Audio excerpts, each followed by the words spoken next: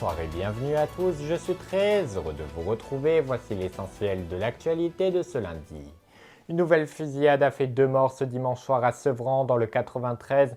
Il s'agit de 2 hommes âgés de 35 et de 31 ans, bien connus des services de police pour violence et trafic de stupéfiants. Un acte qui intervient 3 jours seulement après la première fusillade qui a coûté la vie à une personne vendredi soir.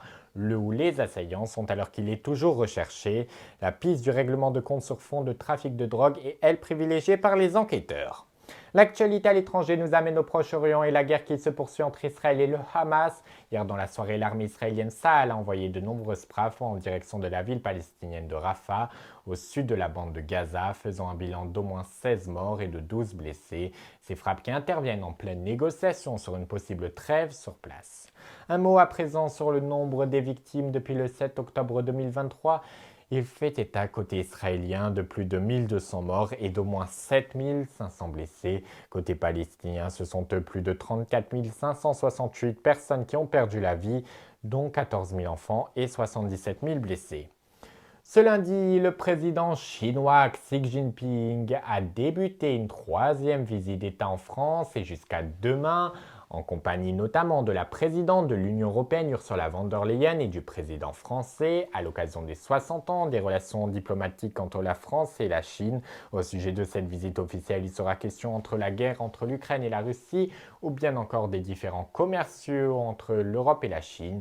Xi Jinping qui a assisté ce lundi après-midi par la traditionnelle cérémonie d'accueil depuis l'esplanade des Invalides à Paris, puis à une réunion bilatérale entre Emmanuel Macron et le président chinois.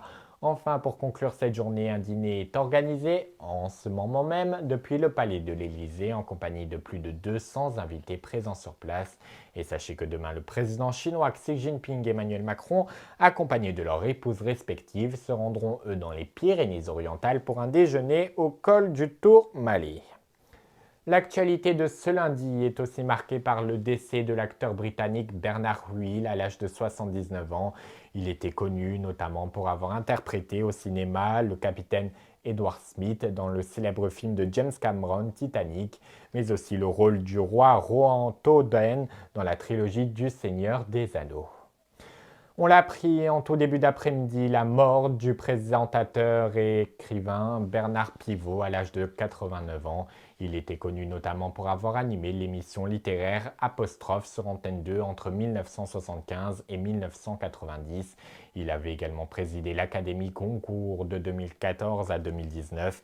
Bernard Pivot qui s'était retiré de la vie publique en avril 2023 suite à des problèmes de santé. Je vous propose à présent que nous restions dans les lettres, mais en rajoutant cette fois-ci des chiffres. Je veux bien sûr parler maintenant de l'émission culte ici, mais aussi des chiffres des lettres qui, après plus de 52 ans de bons et loyaux services sur France 2 à l'époque et sur France 3 maintenant, eh bien le jeu va s'arrêter dès la rentrée prochaine suite à de mauvaises audiences annoncées la direction dans la tribune du dimanche. Des chiffres des lettres créées en 1955 qui était l'une des plus anciennes émissions, toujours en cours de diffusion après le Jour du Seigneur sur France 2. Le compte n'est donc plus bon. Et voilà, c'est ainsi que se termine ce journal rempli de voyelles et de consonnes. Je vous souhaite une excellente soirée et je vous dis à demain soir sur